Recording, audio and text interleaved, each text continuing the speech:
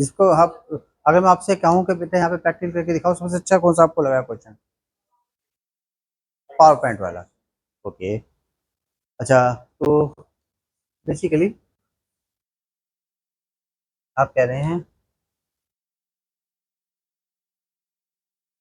इसमें एक MS Excel का क्वेश्चन है ना? एक क्वेश्चन था आपका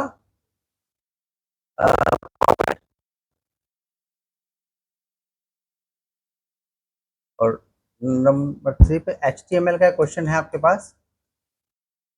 4 नंबर पे आपका क्वेश्चन पेपर में दिखाइएगा जरा।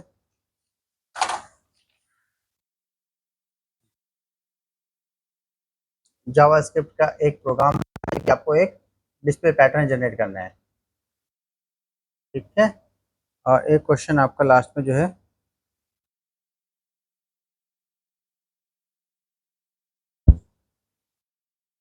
फिर अगेन वो क्वेश्चन एक्सेल का ही है। तो पहले तो हम इस बात को डिस्कस कर लें कि ये दूसरा क्वेश्चन है, ये एक्सेल में होगा या वर्ड में होगा, इस पे थोड़ा सा डिस्कशन करके बताइए कि कैसे इस क्वेश्चन को किस में करना चाहिए हमको। एक टेबल है, टेबल में कुछ वैल्यू डालनी है और उसका टैक्स कैलकुलेशन का कुछ इन्होंने बोला है कि टैक्स कैलकुलेट करना है ना, है एक्सेल में होगा, वर्ड में क्यों नहीं कर सकते इसको?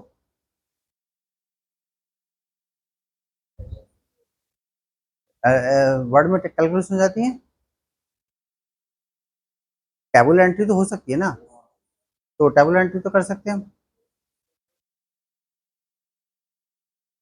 जी, 10 मिनट ज़्यादा एक्सेल होगा, तो फर्स्ट और सेकंड क्वेश्चन हमारा एक्सेल को जा रहा है, ठीक है। ओके, कुछ इसके अंदर इन्होंने फार्मूलेज वगैरह बोले हैं कि फार्मूलेज वगैरह को आपको इम्प्लीमेंट करने हैं। आप कर पाओगे सारे क्वेश्चन वो? पहले क्वेश्चन के अंदर कौन कौन से फार्मूले हो सकते थे एक्सेल के? तो बेसिकली हम ये बात करते हैं कि इस समय हमारा कंसंट्रेशन बेसिकली एक्सेल को देते हैं, क्योंकि एक्सेल यहाँ पे ज़्यादा वेटेज ले रहा है, यही है ना? तो हम एक्सेल की बात करते हैं, चलिए। तो MS एक्सेल आपका चीज आपका कंटेंट हो गया आपके सिलेबस का।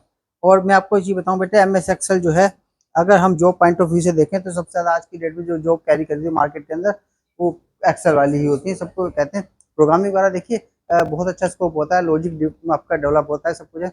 लेकिन आज की डेट में इतने रेडीमेड प्रोग्राम हो गए, तो प्रोग्रामर्स की ना इतनी कोई खास वैल्यू रह नहीं गई है। तो एक्सेल वगैरह के थ्रू ही डाटाबेस वगैरह मेंटेन करा जाए किसी भी छोटे मोटे ऑर्गेनाइजेशन के लिए।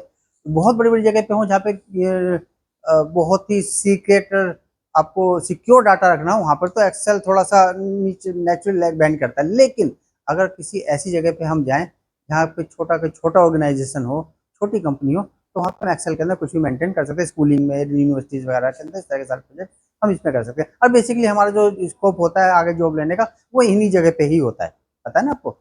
तो एक्सेल हमें बहुत अच्छी तरह फ्लुएंटली आना चाहिए। अगर एक्सेल आपके पास आता है तो आप ये मान के चले कि मार्केट ओरिएंटेड आप हो सकते हैं। अकाउंट्स वगैरह, वैसे टैली वगैरह भी आपके सॉफ्टवेयर होते हैं, वो भी एक चीज़ होती है अकाउंटेंट वगैरह में। लेकिन आजकल तो हमने देखा है कि लोग एक्सेल में ही अकाउंट भी मेंटेन करते हैं, आप लोगों को पता। तो एक्सेल तो बहुत मस्ट है अगर हम उसको देखें। अब क्वेश्चन इसी के ऊपर आया है और एक्सेल ही हम लोग कर रहे हैं, एक्सेल पे ही बात करें तो ज़्यादा अच्छा लगेगा। कुछ क्वेश्चन वगैरह आपसे मैं अभी से डिस्कस कर लूँ, जिससे मुझे कम से कम आपकी एग्जैक्टली मैं सब बच्चों के साथ वाइवा वगैरह इतना ढंग से ना लूँ, आप बच्चों से मैं डिस्कशन करके पता चल जाएगा कि अगर हमारे जो नालायक बच्चे हैं अगर वो अच्छा काम कर रहे हैं तो फिर क्लास भी थोड़ी ठीक ठाक हो सकती है। तो पहला क्वेश्चन कहता है कि ये जो है राहुल जो है, तीन डाटा है, तीन कॉलम बनाए हैं, उसमें एक का नाम होगा, एक में सैलरी होगी, और उनको मार्क उसका जो है डेजिग्नेशन का असाइन करना है। तो एक राहुल होगा जिसके 10,000 रुपये सैलरी है और आप उसको MD मार्केटिंग करेंगे। एक ऋतु गर्ग होगी, 12,000 रुपये सैलरी होगी, उसको AD सेल्स में करेंगे। तो ये टेबल आप जनरेट कर लेंगे, है ना? अच्छा, उसके बाद क्या कहता है वो आपसे कि इनकी जो हेडिंग है, प्रॉपर कोई हेडिंग तो दोगे ना, पहले नेम दोगे, ये सैलरी दोगे, कुछ दोगे, इनकी हेडिंग आपको हाइड करनी है, ये बोला ना उसने। अच्छा, फॉन्ट साइज उसका 18.5 रखना है। तो फॉन्ट्स कैसे आप इसका सेट कर सकते हैं एक्सेल के अंदर? हाँ,